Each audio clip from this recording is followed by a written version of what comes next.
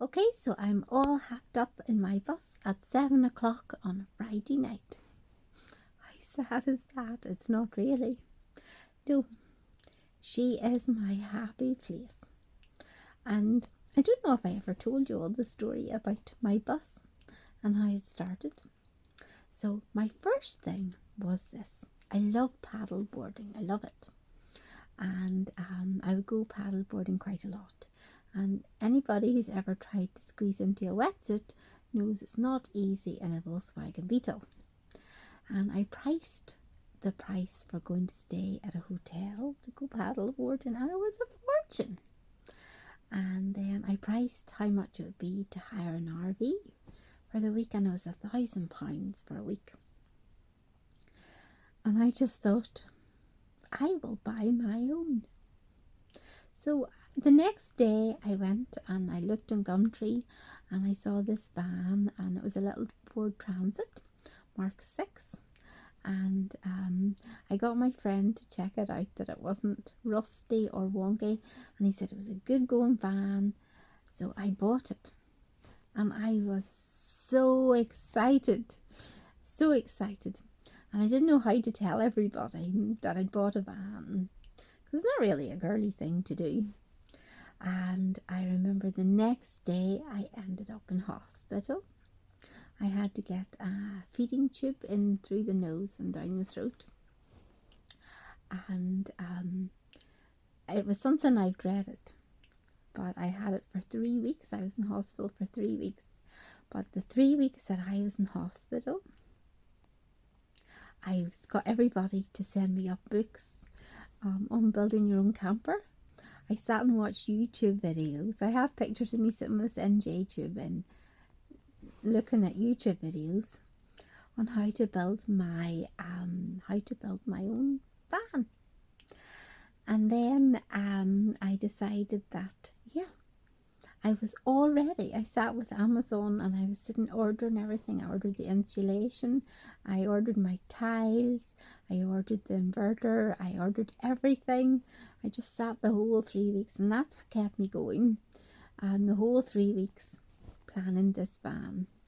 And I remember telling everybody that I'd bought my van, my family, and they were horrified. And I just thought, I need this van.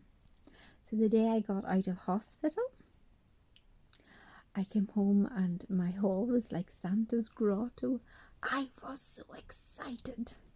And my husband was going to work and he said, do not go out to that van. Do not. You're only out of hospital after 3 weeks on an NJ tube. So I sat and watched him go up the lane to work. And as soon as he turned the corner, the boots went on. If my boots go on, there's up to something. The boots went on. I got the drill out and I ripped out the whole inside of her. I took out the bulkhead, and she was just amazing. And I thought, I will call you Vanessa. So I called her Vanessa. And I had every intention of keeping her. But then I realised that the process was amazing. I loved the process. I loved it. And I would get up, I'm quite sick, and I wake up about 4:30 in the morning, and I would have come round and parked her at my dad's, and just the creation, the whole part of creating something yourself is awesome. I love it so much.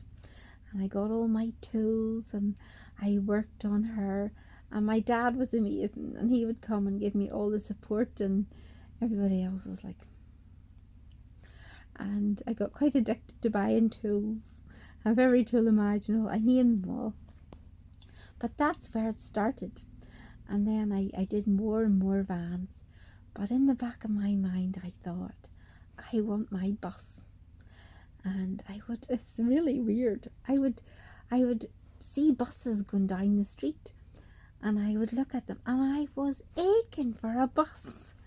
And people were sending me they knew I wanted a bus. And they were sending me these videos about buses, and I couldn't look at them because I didn't have one. I had bus ache. Every time I saw a bus, I was like, oh. And then I decided I will buy my bus. I knew everyone would freak out because I wanted a big bus.